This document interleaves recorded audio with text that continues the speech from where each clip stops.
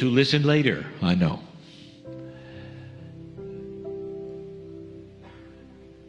And this is because all of you are part of a larger family. A family that hides from you while you're here. And I want to talk about something. It's a subject we have broached before, but not necessarily in this way. Here is a brand new energy for the planet, and you are in transition between a consciousness of the past and that which is a promise of the future. How many times have we told you that moving literally from a darker area to a lighter area brings with it joy, anticipation, and also the old energy? For a flash bulb doesn't simply go off and everything's fine. Instead, you have to work the puzzle.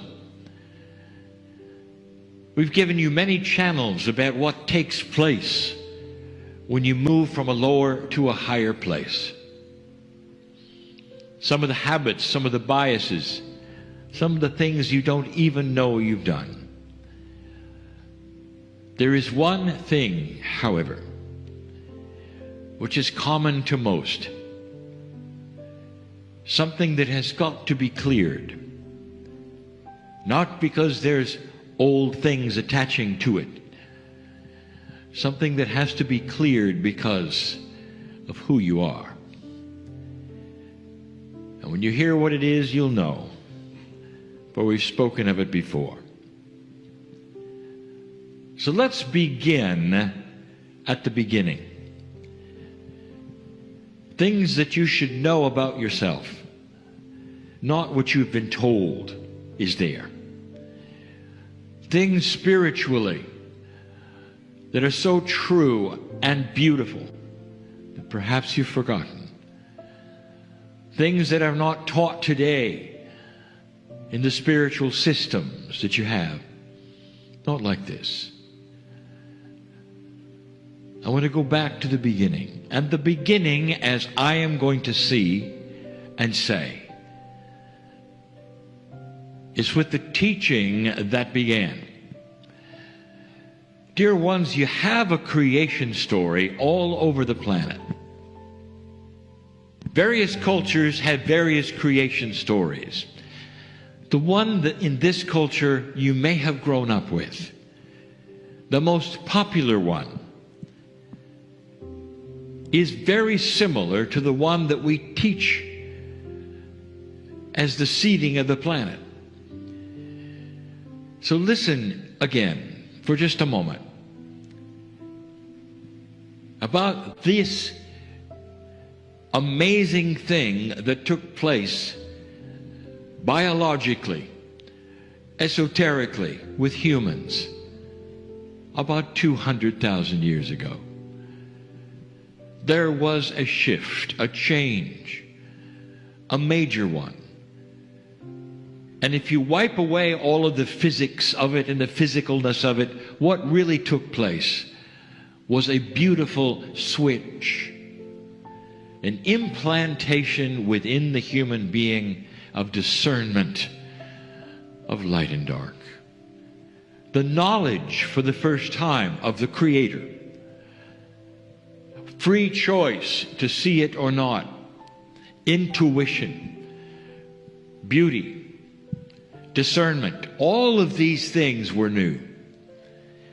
There was a leap in evolution 200,000 years ago, designed not by accident. It is the creation story. It's in your Holy Scripture, told perhaps differently, but it's there, the same story.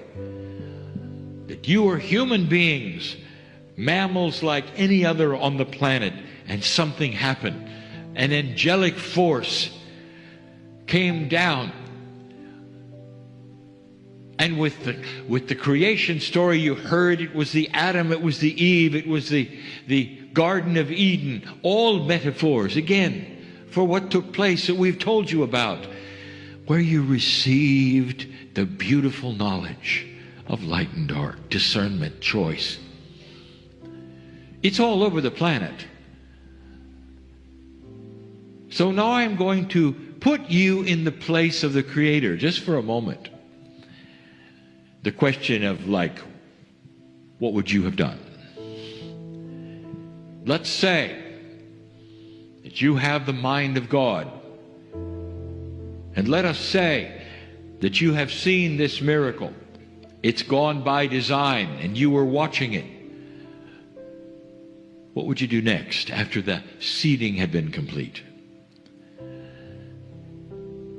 To give you a hint of where I'm going, let us say you take a small child and you say, I'm going to give you something amazing and beautiful. I'm going to put you in a library with the knowledge of everything.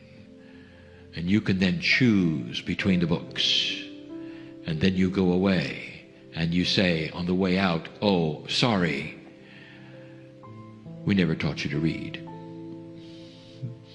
Thousands of books, and you can't touch them. You don't know what's in them. So would it make more sense to have a creation story accompanied then by teaching? And their scripture says nothing about that, nothing at all. So human beings are then given all of this and then left to fend for themselves. There is no teaching from the angel. Truly, Scripture will tell you that the masters then came, and there were many of them. And through history and cultures, there were many of them.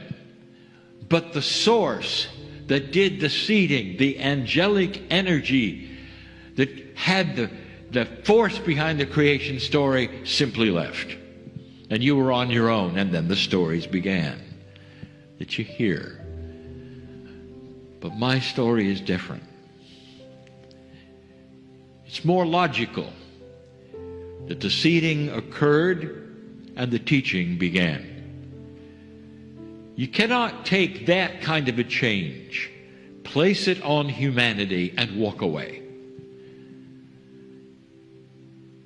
Instead, we told you that those who gave you the seeds that were those from what you call the seven sisters, they stayed and they began the teaching.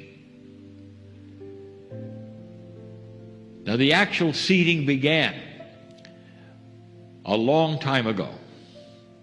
Very, very gradual, and much had to happen biologically before you got to a point where all were ready. And that was the 52,000 year point.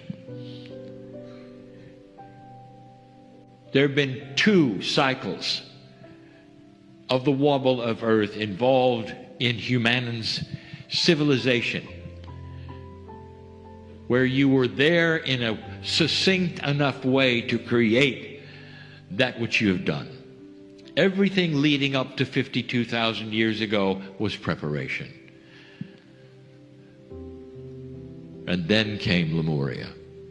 And then came other places on the planet where you were being taught. Not just Lemuria, there was more. Lemuria was special because it was isolated.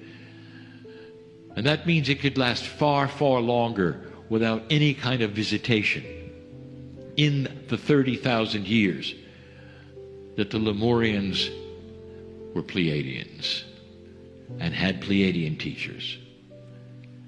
So here we are. The teaching started when the seeding was complete. You're not going to get that in Scripture. You're going to have a creation story, and then everybody's gone. That in itself, dear ones, does not make sense. It's not logical that God would put you in a place and give you this beautiful knowledge and then do nothing with it. No teaching, no instructions. It's almost like dark went to light, and then the angels disappeared. That's not even logical, dear ones. No, there was teaching.